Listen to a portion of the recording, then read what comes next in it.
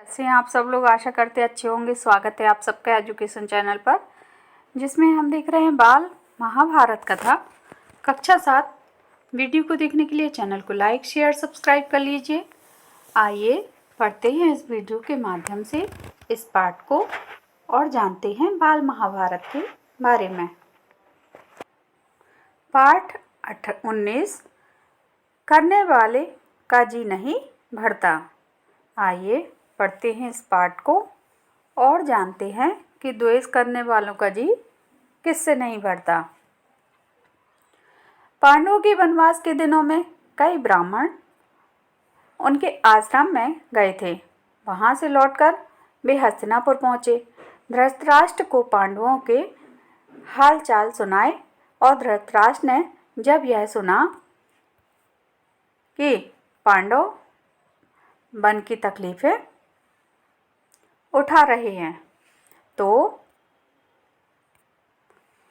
उनके मन में चिंता होने लगी कि दुर्योधन और शकुनी कुछ और ही सोचते थे। कर्ण और शकुनी दुर्योधन की चापलूसी किया करते थे, किंतु दुर्योधन को भला इतने से संतोष कहाँ होता। वह कर्ण से कहता, कर्ण, मैं तो चाहता हूँ कि पांडवों को मुसीबत में पड़े हुए अपनी आँखों से देखूं। इसलिए तुम और मामा शकुनी कुछ ऐसा उपाय करो कि वन जाकर पांडवों को देखने की पिता से अनुमति मिल जाए। तो जैसा कि पाठ में कहा गया है कि द्वेष करने वालों का जी नहीं भरता, वैसे ही दुर्योधन का जी नहीं भर रहा था। किससे द्वेष करके? पांडवों से द्वेष करके। उसको पांडवों को वनवास भेजने के बाद भी वह चाहता था कि वह वन में कैसे कठिनाई पूर्वक अपना जीवन व्यतीत कर रहे हैं उसको मैं अपनी आँखों से देखूं, तब मुझे जाके आत्मिक संतुष्टि और खुशी मिलेगी। कर्ण बोला, द्वैत में कुछ बस्तियां जो हमारे अधीन हैं, हर साल उन बस्तियों में जाकर चौपायों की गणना करना राजकुमारों का ही काम होता है। बहुत समय में से यह प्रथा चली आ रही है, इसलिए उस बहाने हम पिताजी की अनुमति आसानी से प्राप्त कर सकते हैं। तो देखिए, यहाँ कर्ण ने एक उपाय भी बतला दिया कि हम चौपाई मतलब जानवरों के 4 पैर होते हैं ना, तो जानवरों की गणना मतलब गिनती करने के बहाने हम वहाँ जा सकते हैं और उनको अपनी आंखों से देख सकते हैं। इस पर कर्ण अपनी बात पूरी तरह से कह भी ना पाया था कि दुर्योधन और शकुनी मारे खुशी के उछल पड़े। राजकुमारों ने भी धृतराष्ट्र से आग्रहपूर्वक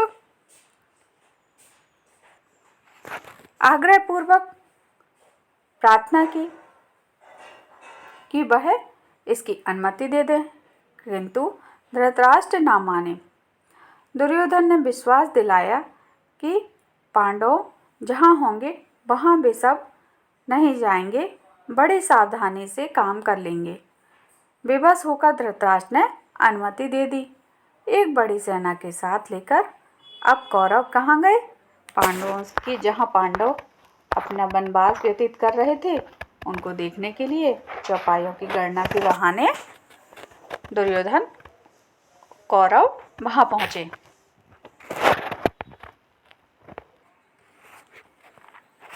द्वैत वन के लिए रवाना हुए। दुर्योधन और कर्ण फूले नहीं समाते थे। उन्होंने पहुंचने पर अपने डेरे ऐसे स्थान पर लगाए जहां पांडवों का आश्रम 4 कोस की दूरी पर था। तो देखिए, यहाँ दुर्योधन ने झूठ बोलकर धृतराष्ट्र से अनुमति भी ले ली और वहाँ पांडवों के पास भी पहुँच गए और वहीं अपना डेरा बनाया जहाँ पांडव रहते थे। अब देखिए आगे क्या होता है।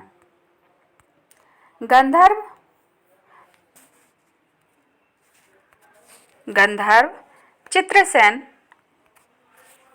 अपने परिवार के साथ उसी जलाशय के तट पर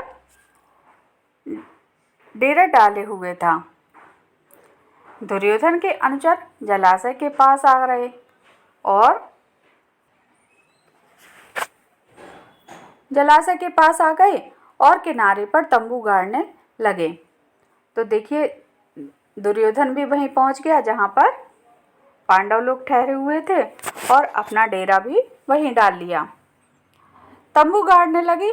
इस पर गंधर्व राज के नौकर बहुत बिगड़े और दुर्योधन के अनुचरों की उन्होंने खूब खबर ली। वे कुछ न कर सके और अपने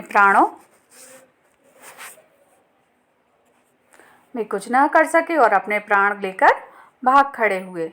दुर्योधन को जब इस बात का पता चला उसके क्रोध की सीमा न रही। वह अपनी सेना लेकर तालाब की ओर बढ़ा। वहां पहुंचना था कि गंधर्व और कौरवों की सेनाएं आपस में भिड़ गईं। घोर संग्राम छिड़ गया।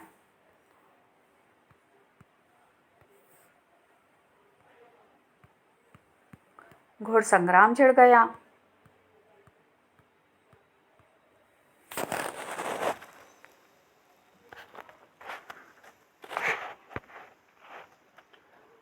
घोर संग्राम छिड़ गया। यहाँ तक कि कर्ण जैसे महारथियों के भी रथ अस्त्र शस्त्र चूर हो गए। वे उल्टे पांव भाग खड़े हुए। अकेला दुर्योधन लड़ाई के मैदान में अंत तक डटा रहा। गंधर्व राज चित्रसेन ने उसे पकड़ लिया और फिर रस्सी से बांध लिया।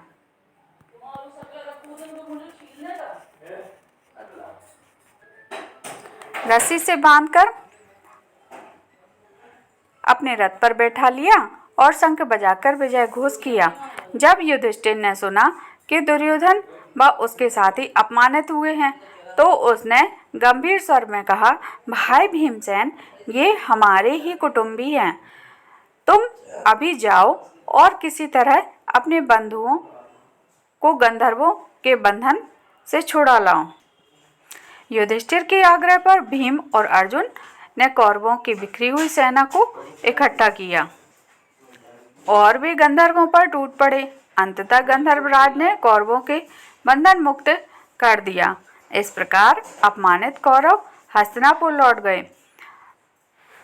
तो यहाँ करने कुछ और गए थे दुर्योधन और मिला कुछ और। गंधर्वराज ने उनकी सेना को पराजित करके उल्टे मुंह भगा दिया। तो यहाँ दुर्योधन को फिर से उल्टे मुंह की खानी पड़ी। पांडवों के वनवास के समय दुर्योधन की तो इच्छा राजसूय यज्ञ करने की थी। पांडवों के वनवास मतलब दुर्योधन तो खुश था कि पांडव वनवास में हैं, चलो हम राजसूय यज्ञ करते हैं। किंतु पंडितों ने कहा कि धृतराष्ट्र और युधिष्ठिर के रहते उसे राजसूय यज्ञ करने का अधिकार नहीं है। तब ब्राह्मणों की सलाह मानकर दुर्योधन ने वैष्णव नामक यज्ञ करके ही संतोष कर लिया। तो यहाँ पंडितों के अनुसार दुर्योधन को अपनी मनमानी करने नहीं मिल पाई। इसी समय की बात है कि महर्षि दुर्वासा अपने 10,000 शिष्यों के साथ लेकर दुर्योधन के राजभवन में पधारे। दुर्योधन के सत्कार से ऋषि बहुत प्रसन्न हुए और कहा, वत्स, कोई वर चाहो तो मांग लो। तो यहाँ ऋषि दुर्वासा जो है दुर्योधन को वर देना चाहते हैं। अब देखिए दुर्योधन क्या वर मांगता है। दुर्योधन बोला, मुनिवर, प्रार्थना यही है कि जैसे आपने शिष्य समेत अतिथि बनाकर मुझ पर अनुग्रहित किया, वैसे ही वन में मेरे भाई पांडवों के यहाँ जाकर उनका भी सत्कार स्वीकार करें। फिर एक छोटी सी बात मेरे लिए करने की कृपा करें। वह यह कि आप अपने शिष्यों समेत ठीक ऐसे समय युधिष्ठिर के आश्रम में जाएं जब द्रौपदी पांडवों और उनके परिवार के भोजन कर चुकी हो, जब सभी लोग आराम से बैठे विश्राम कर रहे हों। तो देखिए दुर्योधन को कैसे भी करके पांडवों के पीछे पड़े रहना है और पांडवों को दुखी करना है बस। उसने दुर्वासा से क्या क्या मांगा कि कैसे भी करके पांडवों को आप जाके परेशान कीजिए। उन्होंने दुर्योधन की प्रार्थना तुरंत मान ली। दुर्वासा ऋषि अपने शिष्यों के साथ युधिष्ठिर के आश्रम में जा पहुंचे। युधिष्ठिर ने भाइयों समेत ऋषि की बड़ी आवभगत की, उनका सत्कार किया। कुछ देर बाद मुनि ने कहा, अच्छा हम अभी स्नान करके आते हैं, तब तक भोजन तैयार करके रखना। कहकर दुर्वासा शिष्यों समेत नदी पर स्नान करने चले गए। तो इतने सारे शिष्यों की आवभगत करना आसान बात थोड़ी है, और वो भी वन में सारी व्यवस्थाएं बनाना।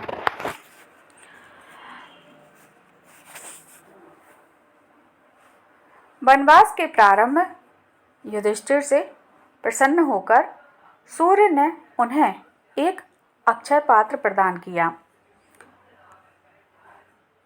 और कहा था कि 12 वर्ष तक इसके द्वारा मैं तुम्हें भोजन दिया करूँगा। इसकी विशेषता यह है कि द्रौपदी हर रोज चाहे जितने लोगों के लिए इस पात्र में से भोजन खिला सकेगी, परंतु सबके भोजन कर लेने के बाद जब द्रौपदी स्वयं भी भोजन कर चुकी होगी, तब इस बर्तन की यह शक्ति अगले दिन तक के लिए लुप्त हो जाएगी। तो देखिए यहाँ दुर्योधन ने भेजा भी कैसे कि जब सब भोजन कर चुके हों और आराम कर रहे हों तब आप लोग पहुँचिए, मतलब कि जो पात्र है उसकी शक्ति भी ना मिले, उसके द्वारा भी वह शिष्यों को खाना ना खिला पाए। जिस समय दुर्वासा ऋषि आए उस समय सभी को खिलाकर द्रौपदी भी भोजन कर चुकी थी, इसलिए सूर्य का अक्षय पात्र उस दिन के लिए खाली हो चुका था। द्रौपदी बड़ी चिंता हो उठी कि और कोई सहारा ना पाकर उसने परमात्मा की शरण ली। इतने में श्री कृष्ण कहीं से आ गए और सीधे आश्रम की रसोई में जाकर द्रौपदी के सामने खड़े हो गए। बोले, बहन कृष्णा, बड़ी भूख लगी है, कुछ खाने को दो। द्रौपदी और भी दुविधा में पड़ गई। कृष्ण बोले, जरा लाओ तो अपना अक्षय पात्र, देखें उसमें कुछ है भी या नहीं। तो श्री कृष्ण जी तो अंतर्यामी थे, वह सब समझ चुके थे कि मेरी बहन परेशान है और उनकी परेशानी का हल मैं ही करने वाला हूँ। तो श्री कृष्ण जी द्रौपदी की यहाँ परेशानी को दूर करने आए हुए थे। द्रौपदी हड़बड़ाकर बर्तन ले आई। उसके एक छोर पर एक अन्न का एक कड़का और साग की पत्ती लगी हुई थी। श्री कृष्ण ने उसे लेकर मुंह में डालते ही मन कहा, यह भोजन हो, इसमें उनकी भूख मिट जाए। तो देखिए एक पत्ती और एक कण से वह सबकी भूख को मिटा देते हैं। द्रौपदी तो यह देखकर सोचने लगी कि कैसी हूँ मैं कि मैंने ठीक से बर्तन भी नहीं धोया, इसलिए उसमें लगा हुआ अन्य कण और साग वासुदेव को खाना पड़ा। धिक्कार है मुझे। तो यहाँ द्रौपदी बस अपने आप पे पछतावा करती है कि मैंने बर्तन अच्छे से साफ नहीं किया। इस पर देखिए श्री कृष्ण जी क्या बोलते हैं। श्री कृष्ण जी बोलते हैं, तरह द्रौपदी अपने आप को धिक्कार रही थी कि इतने में श्री कृष्ण जी बाहर जाकर भीमसेन को कहा, भीम जल्दी जाकर ऋषि दुर्वासा को शिष्यों समेत भोजन के लिए बुला लाओ। क्यों? कृष्ण तो पहले से ही चमत्कार कर चुके थे, वह तो अब दिखाना चाहते थे। भीमसेन उस स्थान पर गया जहां दुर्वासा और उनके शिष्य समेत स्नान कर रहे थे। नजदीक जाकर भीमसेन देखता है क्या है कि दुर्वासा ऋषि का सारा समुदाय स्नान करके भोजन भी कर चुका है। शिष्य दुर्वासा से कह रहे थे कि गुरुदेव, युधिष्ठिर से हम व्यर्थ में ही कह आए कि भोजन तैयार करके रखें। हमारा तो पेट भरा हुआ है, हमसे उठा भी नहीं जाता। इस समय तो हमारी जरा भी खाने की इच्छा नहीं रही। तो देखिए, श्री कृष्ण के उस छोटे से कण के ग्रहण करने पर और प्रार्थना करने पर कि सबका पेट भर जाए, तो सारे ऋषियों का, शिष्यों का, सबका पेट अपने आप ही भर गया। यह सुनकर दुर्वासा ने भीमसेन से कहा कि हम सब तो भोजन कर चुके हैं। युधिष्ठिर से जाकर कहना कि असुविधा के लिए हमें क्षमा करें। यह कहकर ऋषियों सहित वहाँ से रवाना हो गए। तो देखिए, यहाँ ऋषि ने भोजन भी कर लिया, शिष्यों को भी भोजन मिल गया और वहाँ से रवाना भी हो गए। उनकी दुविधा दूर हो गई। पांडव फिर से जय विजय हुए। यहाँ दुर्योधन की चाल फिर काम नहीं आई। यहाँ इस पाठ को हम समाप्त करते हैं। आगे की वीडियो में इस पाठ के प्रश्नों के उत्तर के माध्यम से इस पाठ को और अच्छे से जानेंगे। धन्यवाद।